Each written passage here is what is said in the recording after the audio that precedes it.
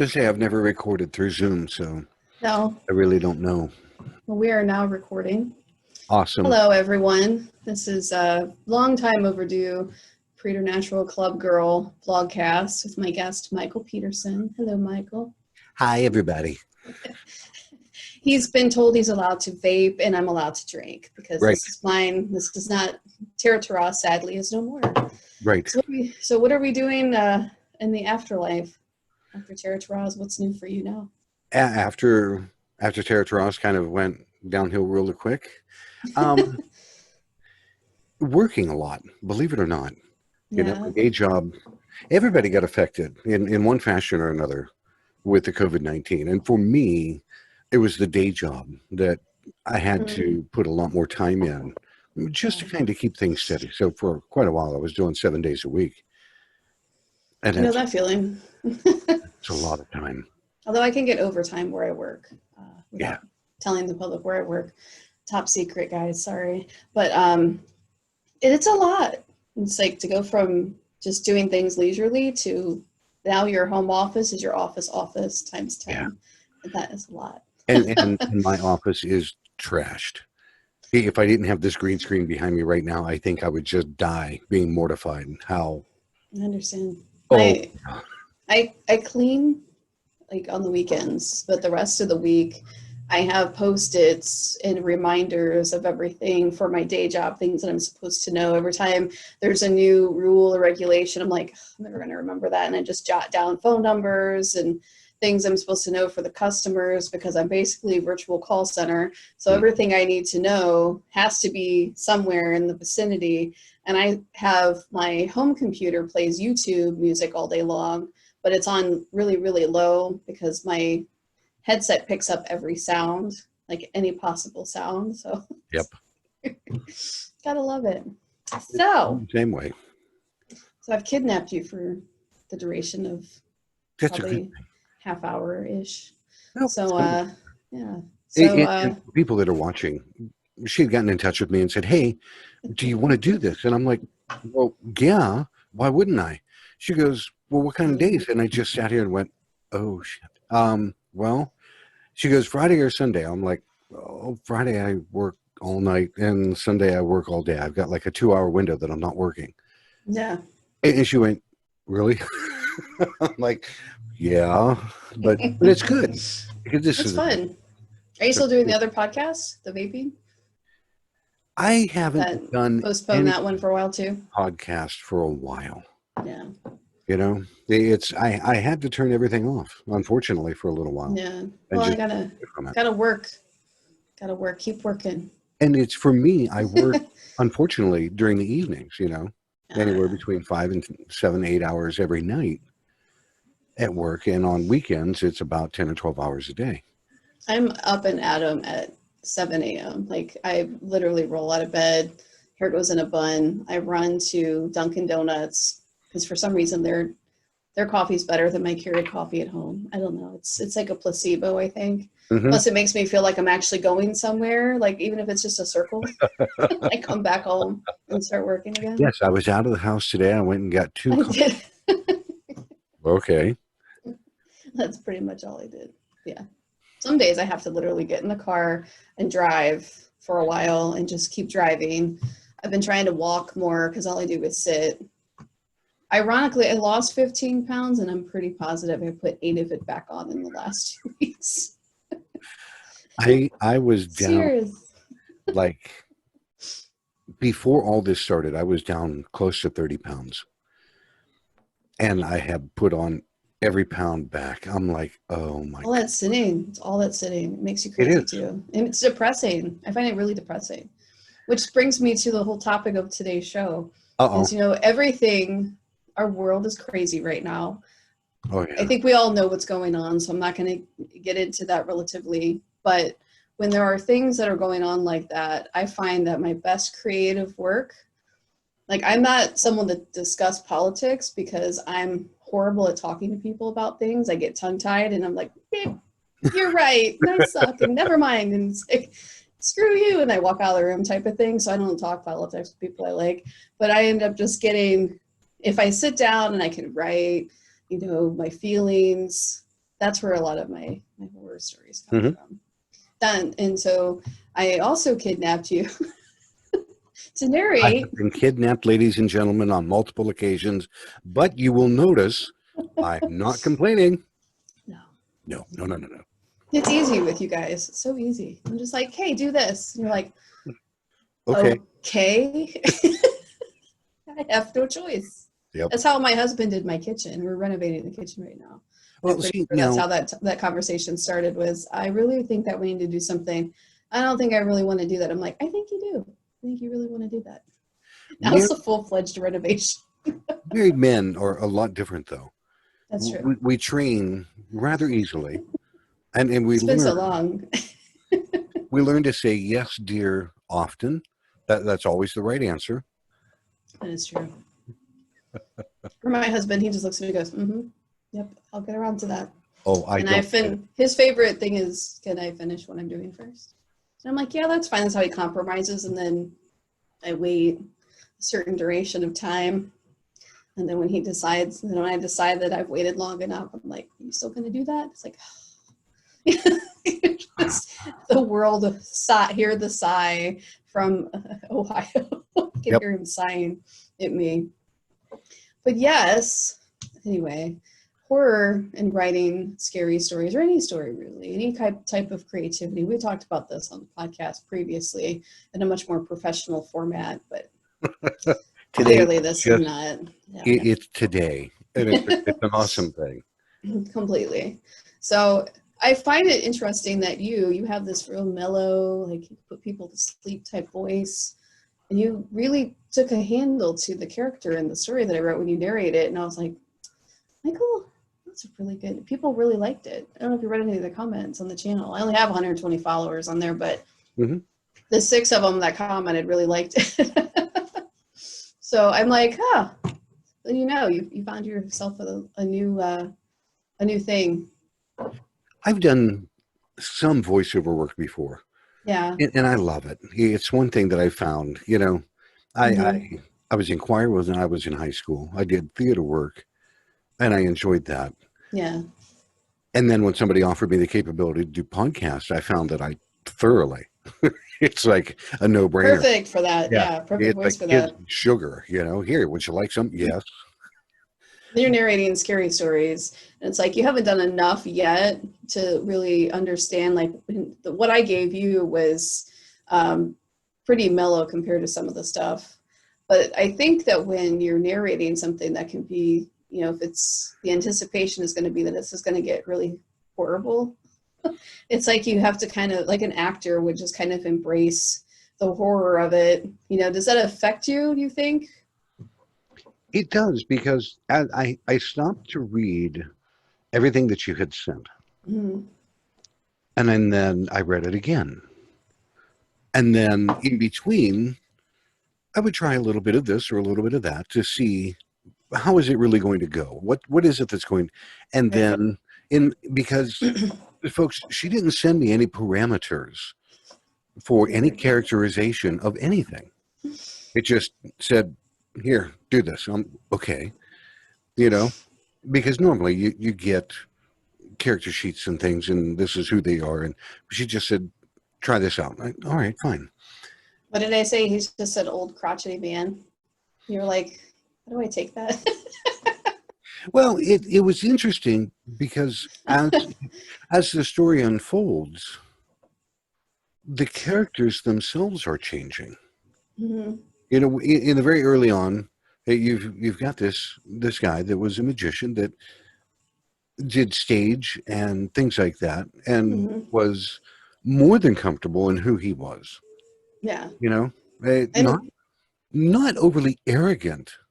No. Just really comfortable in his own skin and kind of like, yeah, okay, I'm somewhat of a big shot. Okay. But the life that he's living doesn't come close to that. The life that he's living is like, hi, you were way up there and now you are way down there. But what got me with the main character is how his evolution truly began as the story unfolded. I don't want to talk about, unless you want to, of the The I haven't, details I of still have to finish part 2. It's like number 3 on my to-do list of finishing stories. And then of course, I just started another one yesterday. uh-huh. Yeah, no, this creative But brain.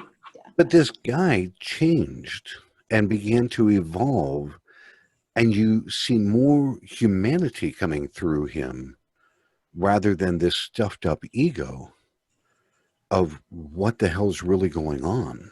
And for those of It- you that don't know, the story is on my channel and I will relink it below, but it's called I Used to Trick People into Thinking Their Homes Were Haunted. So the premise is this round of magician gangsters. I don't know how else to describe the people that I've created in my weird mind. Mhm. You just kind of recruit him to help them do that. Then you find out there's a lot more shady stuff going on. And that's a nice way to put it. It is the shady side. It as you're reading this, or if people are listening to it, Mm-hmm. it starts out with just this group of what look to be thugs Yeah. that are doing a job for a particular reason until he goes on one of the jobs.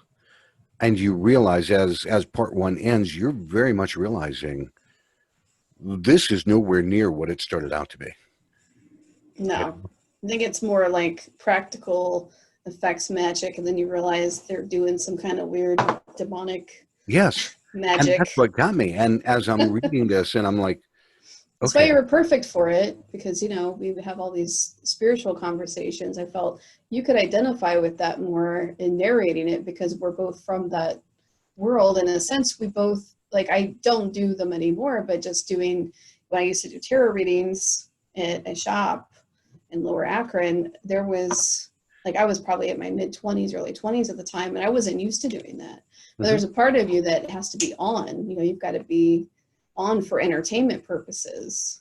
And it's, there's a little bit of performance that's in that, because even if you're nervous to meet new people, I'm more introverted. So each new client or each new person that you're meeting, you have to kind of put on this performance, or at least make them feel comfortable in the same way that a therapist might, or in that case, a showman. In a way, you do feel like a showman, I've run into other readers that really personify that.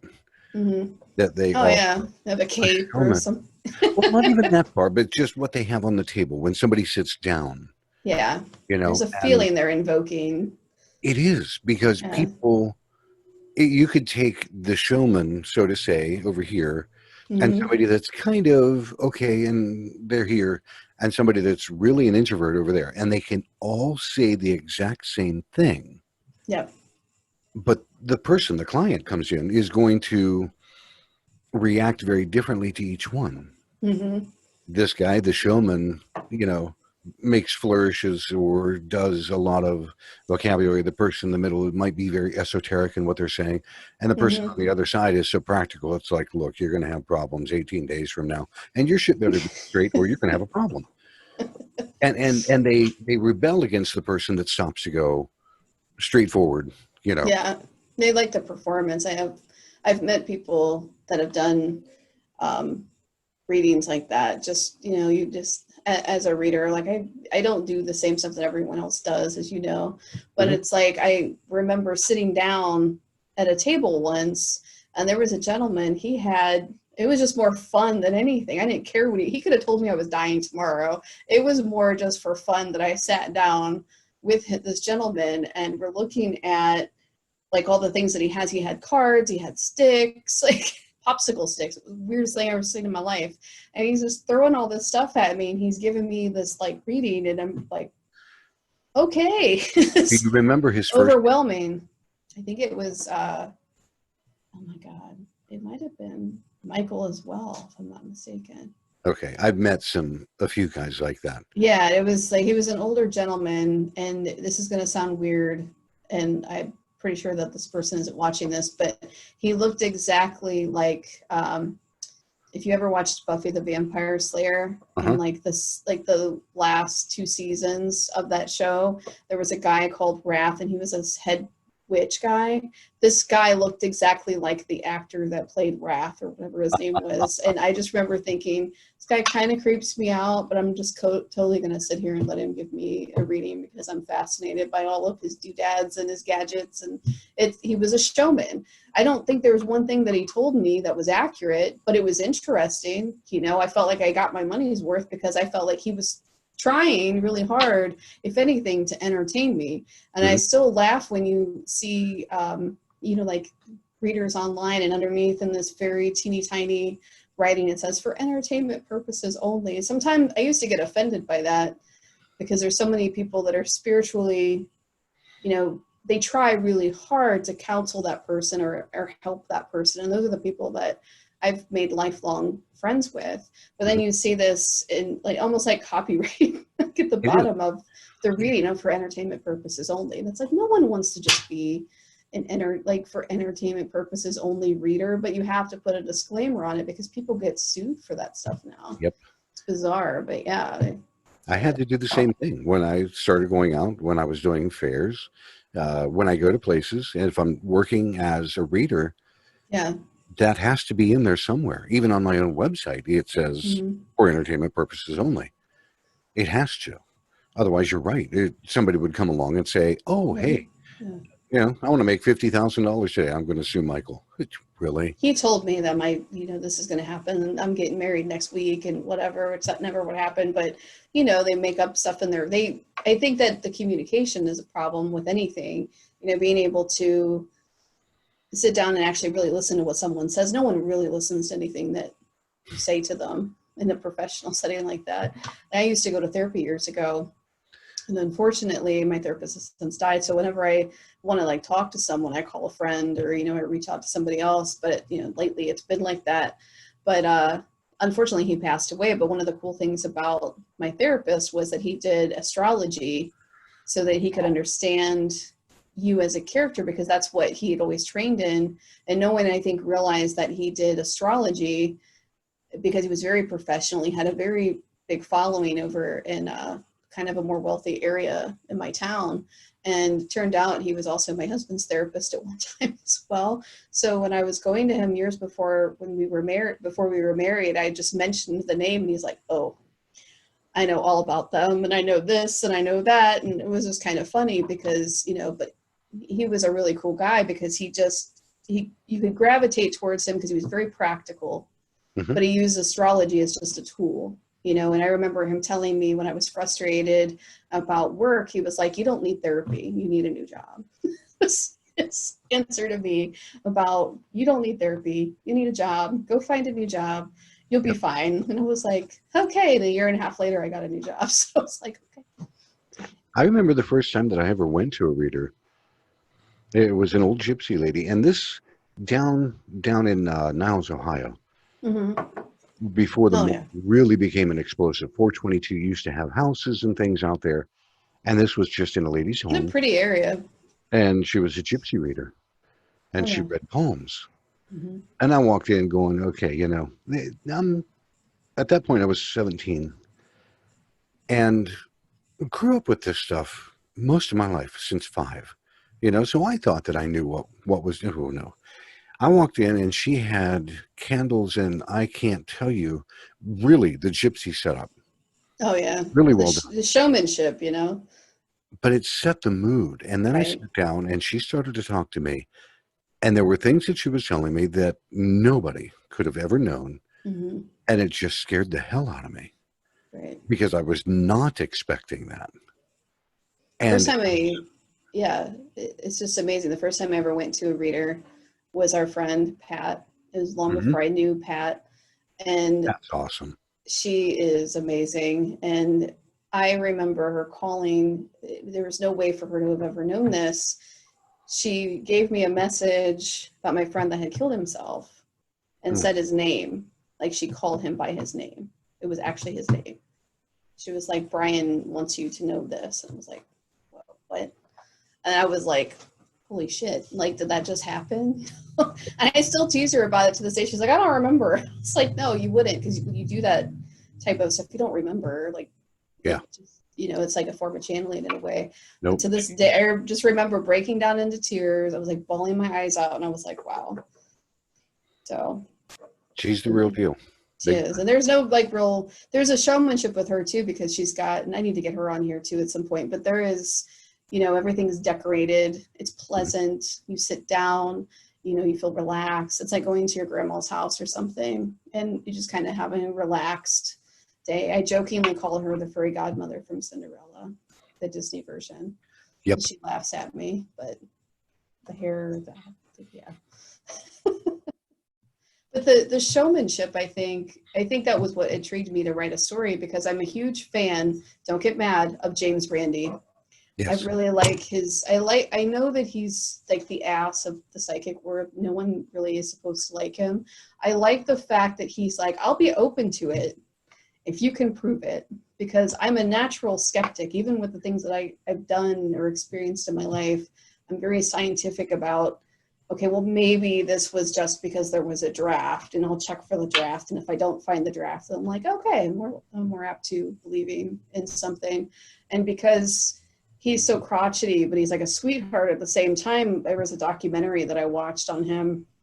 And he's a really super nice guy, but he always comes off like a jackass because of the things that he says. And he started out kind of a believer and like new age stuff. And then he also got really into, you know, because he's a magician by nature. So his whole thing was trying to show people how people can manipulate you and do all this stuff. And I'm like, you know, unfortunately in this realm, I've always felt like you need a James Randi, a self-check, that part of us that we do professionally. You need someone like that, I think, in a way. I don't know. How do you feel about that? I enjoy James Randi. Yeah. You know, the great Randy. Yeah. He was one hell of a showman, one awesome magician, and he just hit a point in his life that it became very opinionated about one particular side of anything, which is cool. You know, anybody is allowed their own opinion. Whether he believes or doesn't believe is perfectly fine. It's not my job to prove or disprove for him. Right. You know, and it is what it is. I can't say that there's anything wrong with him. I don't. I'm still a fan of his, even though it's interesting, some of the him. stuff I like his scientific approach, because when I was writing the story, I wasn't sure. I wanted the magician things that you do in a performance to sound as accurate as possible. I don't know how to do any of this stuff, but I researched a lot of like simple tricks to how magicians do what they do, and you know, like the smoke and mirrors things, and how you make people disappear. And you know, I've always been fascinated with how you can manipulate someone's vision to not see any of that. And I'm always fascinated. I used to watch David Copperfield, and you know, those specials he made, like the whole building disappear. You know, it's like the late '80s. You know, this whole building. You know, Houdini had a great quip that he said, what the eyes see and the ears hear, the mind will believe. You know, and that's the basic premise of any magician. If they're skilled and they're good at it, of course people will believe it. And the problem is, you say magic and spiritual realm, because I have that background, and it's, you know, like I've said before, and some of my readers may not know, I've been a practitioner for probably 20 years. I jokingly say I'm a bad practitioner. It's like a bad Catholic that doesn't go to church when they're supposed to. I don't always remember my Sabbaths because my brain is dead. But it's kind of the same thing. And it's, you know, you see the whole term magic and you just assume that this person is making, you know, things pop up out of hats and rabbits disappear and people getting turned into toads, or, you know, you're dancing naked in a forest somewhere and the devil's hanging out with you, or you're shagging the devil or something weird, you know, and it's like, none of that, no, none of that happens. We're not that cool, okay?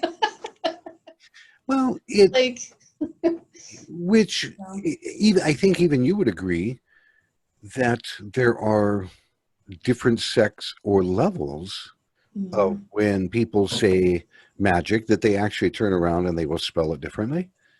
or they Oh will yeah. add an A to the end of it, Magica, or, you know. I spell it Magick. Mhm. That's how I spell it. Magic with a C seems more like the performance art. That's Prestidigitate. magic to me. Right. But magic with a K at the end of it. That's how I differentiate the two for myself anyway.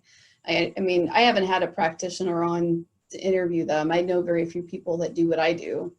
You know, if you want to call it religion, whatever. I mean, I've had people ask me, do you believe in God? I'm like, yeah, I believe in God. But I also see God as a different type of being. And people are always very confused by that. They're like, how do you believe in God, but you practice like Wicca? And I'm like, I'm not a Wiccan. Like, I'm not, that's, no. It becomes hard when people It's talk not to, that, yeah. they It's definitely nature, but it's when a they try different to kind. turn anything and put it into a nice box, Mm-hmm. you know, They you try because they want, because the whole ostracization of, you know, witches, it's very similar to, you know, we want to get political for a second, you know, the Black Lives Matter movement, you know, it's like there's a whole instance of people just perceiving it as being a negative when really it's just people trying to make people understand that you should care about people, and it's not about always protesting, but just understanding that there's an you know, people are ostracized for their beliefs or who they are. And that happened to me like years ago.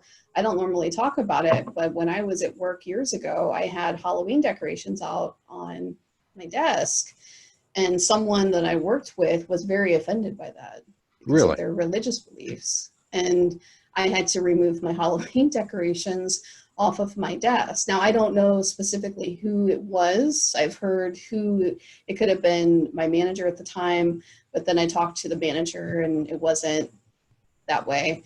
But it got to the point where none of us were allowed to have any Halloween decorations because people were offended by them.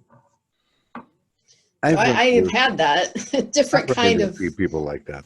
yeah, I mean, it's a different kind. I mean, it's not, you know, obviously the color of your skin, you know, the stuff that's going on right now, it's completely different type of thing. And, you know, but just religiously speaking, you know, look at, you know, even Christians, you know, over the years, and you and I both grew up very similarly.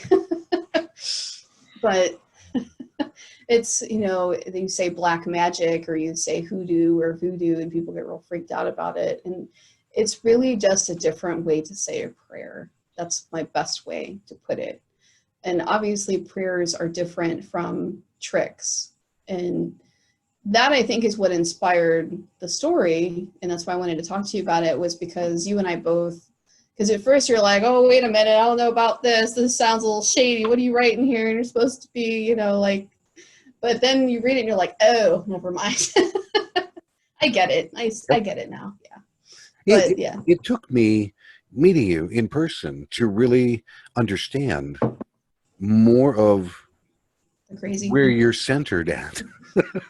You know, that it's just, okay, this is who she is, this is what she believes, and this is what she does. And I have a wicked sense of Perfect. humor. So people try to take me seriously. And I'm like, mm-hmm. And then I'm like, you should, there's something on your nose. And they're like, what? And I'm like, I'm just kidding. And they're like, they don't know how to take me. It's like work meetings. They know not to ask me a serious question in a work meeting because I'm probably just going to go, I don't care. It's like, love you guys. Work it out amongst yourselves. I don't care. You can't take it that seriously because it's No. depressing. So, but I'm interested in like asking people, and it's not like I'm not one of those narcissists. I'm like, oh, let's talk about me and the story you narrated. It has nothing to do with that. I think it was because it was a topic that you and I kind of grazed on, but never got a chance to talk about on Terra Ross because it ended. So I thought now would be a really fun time to talk about, you know, how we perceive, you know, that type of magic, you know, what it's almost, I think the word I'm trying to look for, not offensive really, but just something that's misguided. I think there's a misguidance sometimes with the term magic, like we said, or like, you know, how magicians, it's now they have to be called illusionists. They're Hmm. allowed to be called magicians. I didn't know that was like a thing until I was reading about it. Because they're creating an illusion and they want to be Mhm. different from, they don't want to be stereotyped as David Copperfield or Right. Houdini, or they want their own name, their own thing. Hmm. But I'm an odd duck in some of that. Yeah. It's simply because the things that I've experienced in my lifetime, when you talk about magic, people would Mhm. say, well, that's not real. I beg to differ. Yeah. There's a It's lot a of lot things of that are very stuff. real, very grounded about it, Hmm. and if you screw around with it, yeah, you're going to have a problem. You know, it is like any other thing that people do.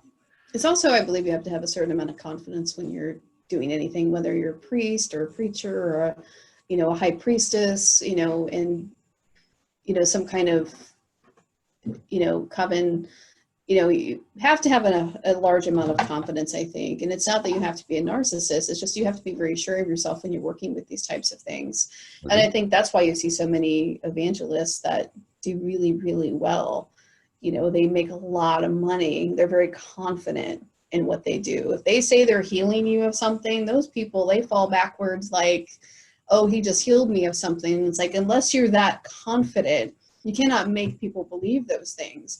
And I'm wondering, because of what, like, I used to do the public readings and you do readings, do you feel like you have to have a large amount of narcissism to do that? Or do you feel it's more like, I mean, not you necessarily in particular, because you're not like that at all, but do you think that there are some readers that they just really have to have this, and you're like, I don't know how the hell they You're make this kind of money, like, I'm amazed, and it's like, do you have the same feeling about people like that? And that's you're almost describing showman. you're describing more than 50% of the readers that are out. Okay, I like the half, underground readers. Those are my people. half of the readers that are out there are just what you described. Hmm. They are the me. I know what I'm doing, and you're going to believe me Hmm. because I said you're going to believe me. Now sit down and listen. Right. Okay, here's my middle finger. I'm going to take Yeah. you now. Then you've got the people that have a very good gift, and they're very unsecure or uncertain of themselves, and they come off odd, almost like they're afraid to say things or afraid to do things, and yet they're there trying. And Hmm. then you have people that will just sit down and say, look, let's sit down. And again, the practical side. And I fall into the practical side. Right. You're like, You know, bullshitting. No bullshit. No it, bullshit, Mike, guys. it is. It's one of those things that um, we worked with Jared. Yeah. Okay. And Jared is a very esoteric reader. Hmm. And I Very love that about calm. him. He's so You know, chill. yeah, he is. Jared, if you're He, watching this. he's very secure in who he is, what he does, Right. and he's very esoteric about things. Hmm. And then here I come, and I look like the bull in the china shop. It's like, oh my God, You're you like, know. get out of here with that, guys. Come on, It, kids. Get together. Get it together. well, it's not so much that; it's just the way that we can look at the same thing and have two totally different perspectives of it. Hmm. But And I we think work. that's kind of like when we did the seance for Terrace Yeah, Ross. There was a lot of energy, not just, I'm not talking spiritual energy, it was mostly our physical energy. It was like every opposite of the spectrum possibly. You oh had yeah, one that's like skeptical, then you have like you have two that don't know like whether or not they should say anything, and then you had two that were very on point and confident about what they were seeing or feeling. And then the confidence, I really think confidence helps a lot. It's like with writing, hmm like I've had this whatever for a couple of weeks where I'm like, everything I write is crap, like, and then today I'm like, it's not crap, nope. you're going through whatever. And you really have to ground yourself with any job. I find that you have to ground yourself. And I think that with what we were doing, you know, podcasting and things like that, you have to have a certain amount of grounding to any profession, anything that you do, so that you can be more confident, because then you're not stressed out about it. It's hmm easier to be confident. But I'm always fascinated by, you know. The funny thing with the seance that we did, I went back and I reviewed raw tape, because then I put it out on the web. Right. People, you and Pat and Jared and everybody was talking with their hands, and talking, and you would I hear always do. the hands hit the table.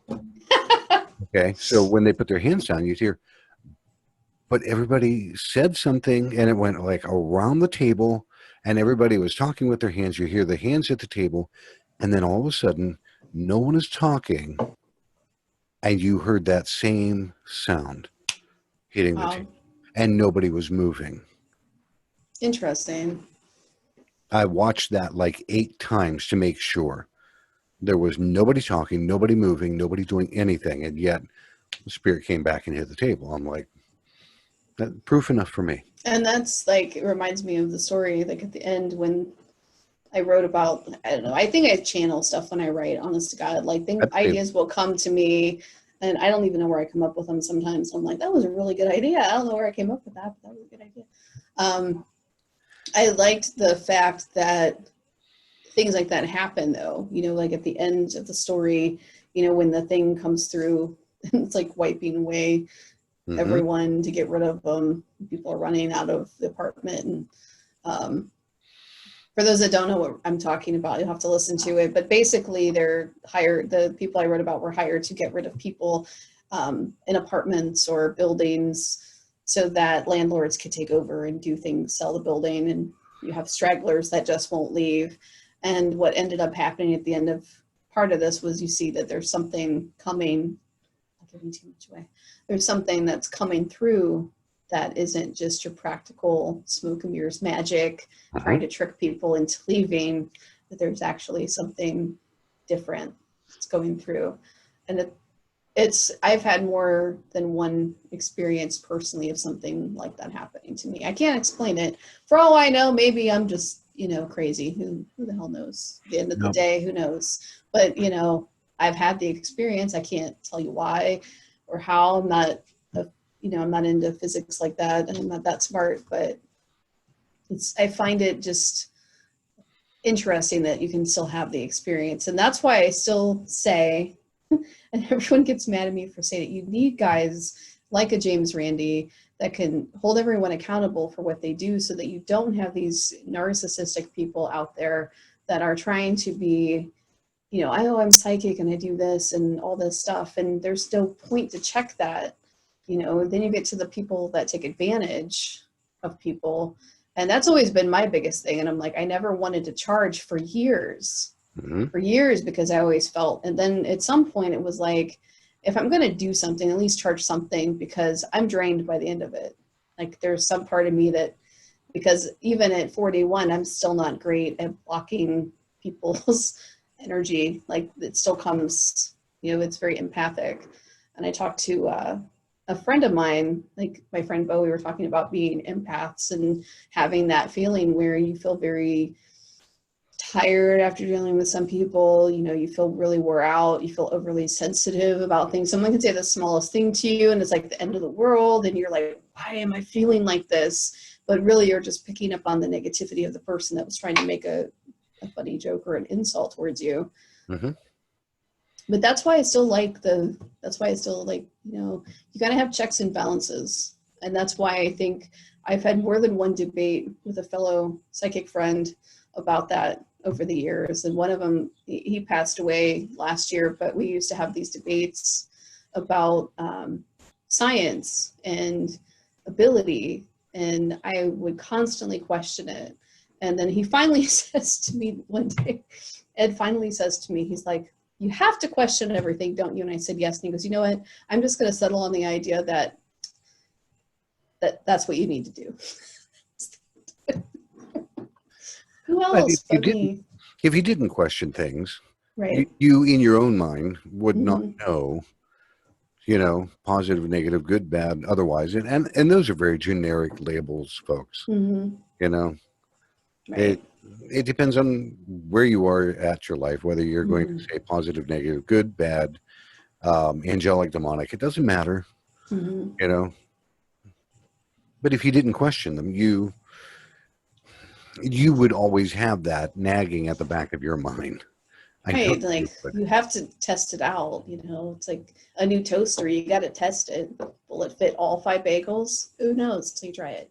So, See, but but to me, you're also one of the people that if there's a button on something, you've got to walk over sooner or later and because you can't just let it be. no, that's what my mom says all the time. Can't you just leave it alone? I'm like, no, No, I have to no, I know. want to see what it does. Oh, now I know. Been electrocuted. 3,000 volts. It's okay. It's like my husband's the same way, but he's 10 times worse. And we were doing something one day and he's like touching something. Will you stop it? And he's like, no, I want to see what this is. And I'm like, fine, whatever, try it. I already told you what it is. And he's like, oh, you were right. Like, wait, I'm right? Yes, write that down on the calendar for me. I'm going to check 2020, October. No, I'm just kidding. But yeah, so, I mean, I'm fascinated by the fact that, you know, you don't usually narrate creepy things. How do you feel about narrating creepy things since I have I to find finish it part 2? interesting. Though I very much find it interesting to try to narrate because, again, doing what I do as a reader, You're so serious and you have to be like empathetic and then I'm not, you gotta well, pull that negative in though and yeah, release it. but when I'm narrating your story, there's this conflict that's going on in my mind Mm-hmm. between what I know, what I do, and my background in corporate America. It's like, where is this really fitting in? Because by nature, I don't read a lot of horror stories. Yeah. Okay, like very few. I read Stephen King every now and again, but that's about Yeah. it. There's a gentleman, he's a friend of mine online. I shared his information on my page. His name's KG Lewis, and he writes some amazing short stories. And so I bought his book, and he's like, "You didn't have to buy it." And I'm like, "No, I wanted to buy it because I like actual paperbacks. Like my Kindle is my phone. Like my phone is my Kindle, so like I'd rather read it like paperback." Oh yeah, And you know, I think I'm on like 3 or 4 of his stories because I don't have time to read. But at night before I go to bed, I'll read one, and his stories are always so awesome. And he has one about a clown on there, and it's an amazing, like honestly, like it's an amazing book. It's called Through the Mole Hole. I really like it. It's a bunch of short stories, and I really like reading his stuff. But that's my attention span these days. Like I can't read a full length novel, but I'll read short stories, and so 1 or 2 short stories in the evening, you know, I will take time out of my day and like at least try to read something, because I find reading stuff online anymore has gotten bothersome to my eyes. I'm tired because I'm always on a computer. yep. So I find it really hard to like, God, I'm gonna fall asleep if I'm doing this. But an actual good old fashioned book, like paper, you have to literally physically turn the page. I know that's hard for some people. It's not swiping. You can't swipe your book. Although I have had the instance where I wanted to make it bigger and I will have an eye problem, but I'm like, it's an actual book, dumbass. You can't do that. I haven't run into that yet, but no, I was half asleep when it happened in my defense, but still, there's a part of uh, my subconscious going, what do you mean you can't do that? And it's like, yeah. No, I'm like you. I love a good book in hand, to where you turn the pages. You know, it has a look, a feel, a smell about it that is just exactly. comforting. I like old books too, even though they're dusty. They smell weird. Like, Hmm. smell like a bad basement. You expect silverfish to be crawling all over them, but I still enjoy the smell of a really old book. It's like you It, go into some of the libraries and find them like that. yep, you go into where you know there's going to be old books. It has its own unique smell, like walking into a new bookstore. Cuyahoga Not, Falls not so Library much is like the that.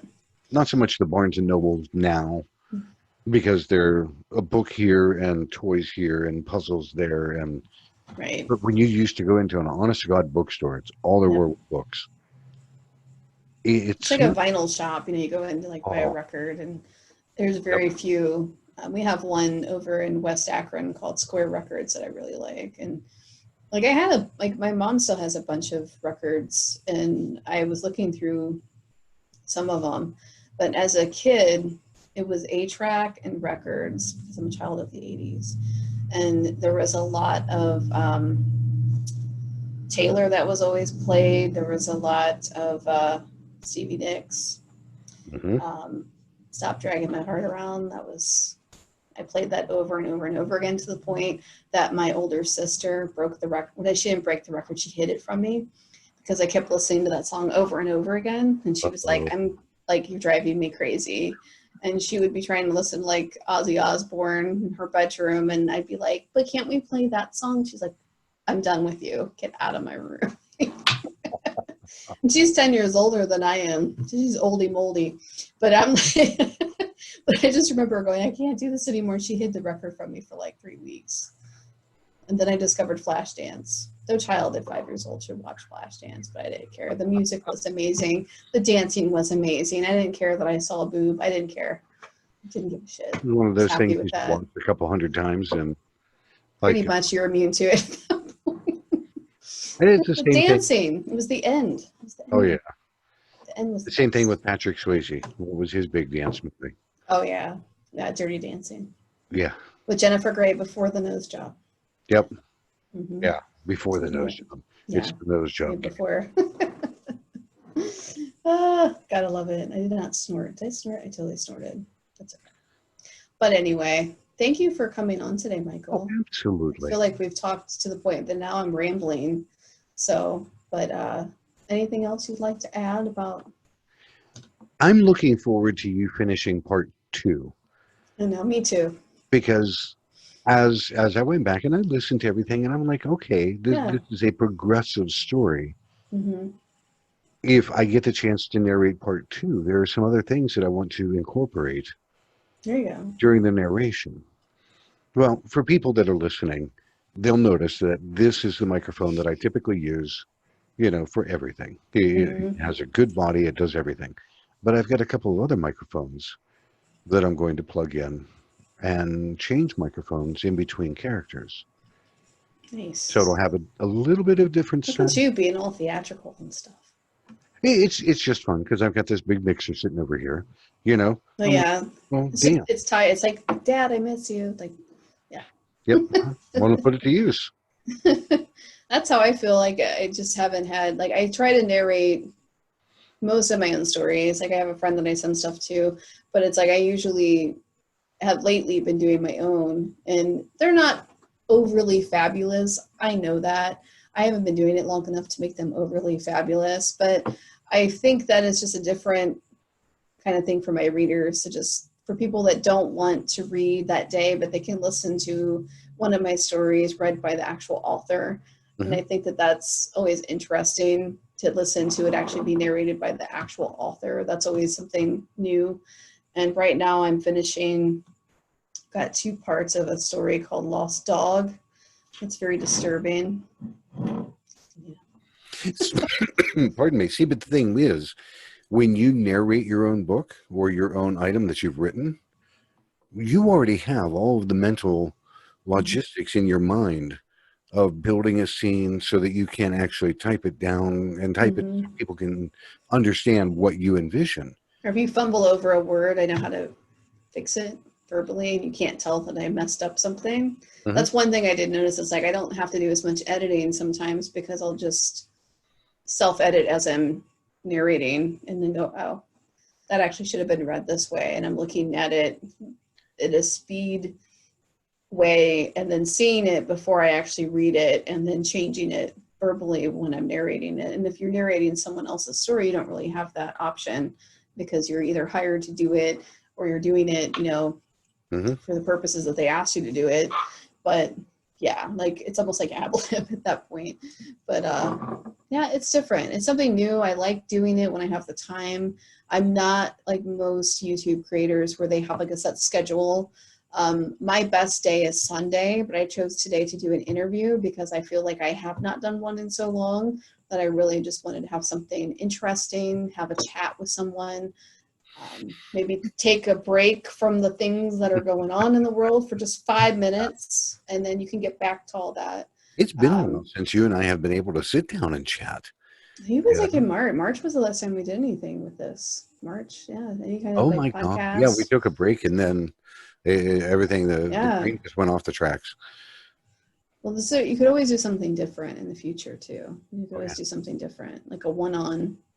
Like I'd like to do stuff like this. I have a friend who's more of an activist, but she does really creative stuff, and I would love to get with her and talk to her about the things that are going on in the current political climate. But then, like, she's really creative and musically, very creative. A lot of hip hop and stuff, and it's therapeutic for her. And we've had this conversation before, but I'd love to talk to her about the whole, because my whole thing is still about creators, healing.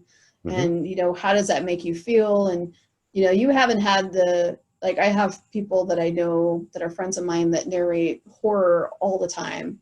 And I often wonder, do you get into this depression mode after a certain point? But there was nothing in that story that's going to make you go, oh God, I'm so depressed. Like they just chopped off a head and ate it. I don't know what's going on here. But I mean, there are, I'm sure, like even actors, that do stuff like that all the time, where you are just bombarded by all this negative imagery, and it's freaking, it's scary. As a writer, it's purging, but I can't imagine narrating stuff like that all the time, like all the time. I think that it just becomes part of your everyday kind of repertoire. Yeah, like it's your job in a way, I guess. Yeah. You're making money from it, it's your job at that point. So, but interesting. Any final thoughts, Michael? If folks that are listening, go check out what she's writing and what she's doing, because I will tell you there's more of a depth to what is going on when you stop and really think about, because it's some amazing writing. The very tail end of the story that I was narrating for you, I stopped and I had to think. I'm like, how would this affect everybody in a real world? Mm-hmm. If this actually happened, how would it affect it? And I think it'd like send a lot of people to therapy if it actually happened. Truly, But It's no, how I think a lot of people feel about reading some of the stories I've written. I wrote one the other day, and I had to put a disclaimer on it because it was about domestic violence. And it was just like one creepy thing happened to this woman, and then like another creepy thing happened to this woman. It's like she had a horrible husband, and the next door neighbor was weird. So it's like the whole thing, it wrapped up in the end. But at the same time, you read, I'm pretty sure that anyone that read it was like, is she okay? Is she okay? She wrote this. Is she all right? Mm-hmm. I'm perfectly fine, folks. It was just an idea. It's just a story, folks. It's nothing bad. It's just a story. That's how I purge myself of all of my anxiety and depression and anger at the current state of the world. So I write horror stories, and then I'm happy. And I let it out. And she has wine. Don't forget that. And I have dragon's blood incense burning right now with candles, white candles. So who doesn't love a good dragon's blood incense and white candles? That's a heavy incense too. I get it from Five and Below. This is not a plug, kids, honest to God, but they are the ones that you go into like every new age shop or hemp shop in Ohio, and they always have like Jerry Garcia incense, and then they have the Wow. Yeah, they have like everything that you could possibly imagine. They have fairy dust, ocean, whatever, but dragon's blood and petroleum are my two favorites. And they're ugly smells, but they're also delicious. It's hard to explain. Like very earthy I'm smells. down with Nag Champa. I like Nag Champa too. I like it when I'm in the bathtub because it's not as overpowering. I don't feel like I have allergy. A lot of times if I light something when I'm in a hot bath, I have really bad, I start sneezing and can't stop. So I have to be very careful with things that I light. Like all my candles have no scent except for the incense when I'm taking like a nice cleansing bath. And for those of you that don't know or have never done a cleansing bath with sea salt, baking soda, and Epsom salt and your favorite oil is the most amazing hour of your life you could ever spend in a bathtub. Just let you know. There you go. See, you learned something today. Absolutely. Not only did you listen to me ramble with friends of mine, but you learned something. See, and it's free. You don't even have to pay for this information. Just pop on YouTube, watch my silly ass do weird interviews with all my friends, and there you go. There you go. Well, Michael, it's been a pleasure. I'm going to let you eat because it's 4:30. So I'm going to let you go eat, but it has been amazing. You guys at home that might watch this at some point, thank you so much for being followers, watchers, people that accidentally stumbled upon this, whatever. Thank you. We muchly appreciate it. And if you haven't, you need to check out some of the previous episodes of a previously amazing series of the Terror to Ross. There are still some episodes on YouTube, are there not? There's some good teachings that are still available. Yeah, Yep, I think you can find them on my channel too. Yeah, but if you look up Terror to Ross, still a website currently, correct? No, actually, the website No, crashed okay. on me, and I said, "Well, I haven't repaired it yet." Uh-oh. Yeah. But there's still some great stuff on Facebook. You can always go back and look at old stuff Yep. that we've done. But there's a lot of, I call it free online classes. It was a lot For of those of the information from that spiritually show. inclined. Yeah, that's true. But yeah. All right, everyone. Thank you so much. It's been real. You have a great Sunday. Hopefully we'll meet again. Take care, everybody.